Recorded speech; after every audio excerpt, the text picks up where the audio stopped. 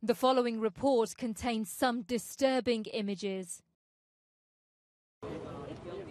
An 8-carriage express train, tossed and turned with such violent force that some wagons were ripped in two. Since early morning, the cranes have been lifting the wreckage piece by piece. The investigators have begun their painstaking work, and already a theory is emerging. The film we're about to show you is the moment of impact taken by a trackside camera as the train approaches the bend. A warning, it is distressing to watch. You'll see that as the train hits the bend, the middle carriages buckle and tip.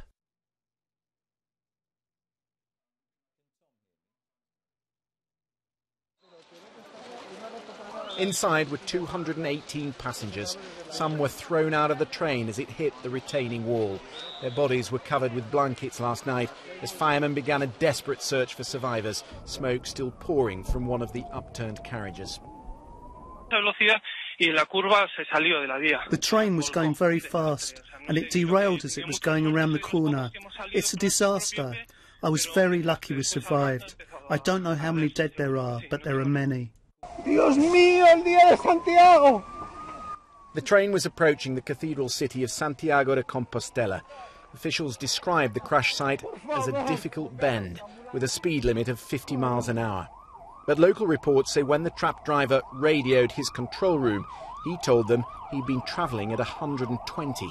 The service was running 5 minutes late, fueling one theory: they were trying to make up time.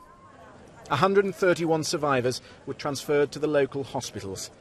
José Díaz from Cadiz told me he was searching for 2 friends. 3 others from the same group are dead.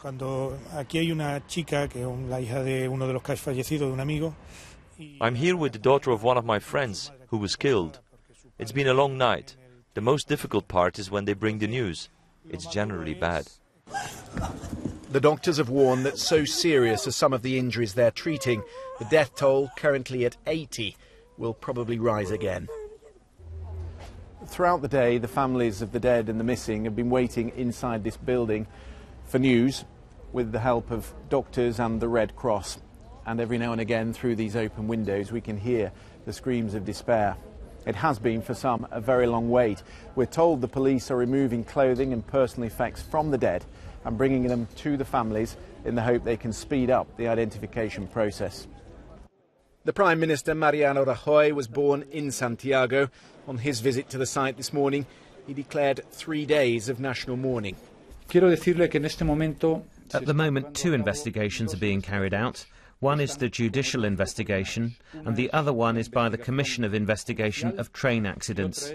The aim is to find the causes of this terrible accident accurately and as soon as possible. A state judge has now been appointed to lead the inquiry. Was it human or mechanical error that caused this carnage?